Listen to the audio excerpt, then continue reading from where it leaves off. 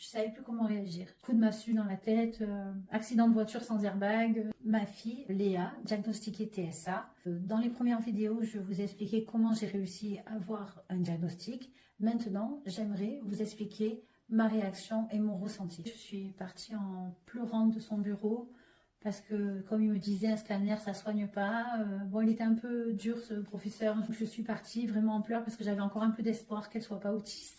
Et là, je me suis effondrée, totalement effondrée. Je savais plus comment réagir. Même mon mari, le père de ma fille, donc là, c'était vraiment coup de massue dans la tête, accident de voiture sans airbag. C'était vraiment, ça touche ton enfant quand une maladie comme ça s'installe dans le corps de ta petite. C'est vraiment, aujourd'hui, c'est une enfant très joyeuse.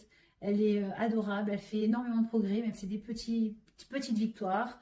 Elle commence à se faire comprendre en disant des mots, elle ne parle pas, elle ne s'exprime pas, mais elle n'est pas non-verbale. Donc il paraît qu'il y a un adage qui dit que quand un autiste commence à parler, il parlera. Et donc elle sait se faire comprendre, elle a un sacré petit caractère, très maligne, très intelligente, mais elle n'est pas déficient mental et ça déjà c'est un gros soulagement. Et surtout, elle va évoluer et elle peut évoluer, elle a toutes les capacités pour. Et vraiment, c'est une merveilleuse petite fille. Ma fille, c'est l'amour de ma vie. Je me battrai jusqu'au bout pour elle, faire en sorte qu'elle devienne autonome.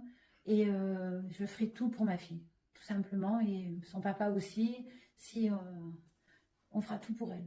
On n'est pas seul. Le pire, c'est ça, c'est qu'on est très nombreux. Mais il faut se soutenir entre nous. Il n'y a qu'entre parents avec un enfant handicap qu'on peut se comprendre. Si vous êtes un parent dépassé comme nous, ben, j'aimerais bien avoir vos histoires et vos commentaires.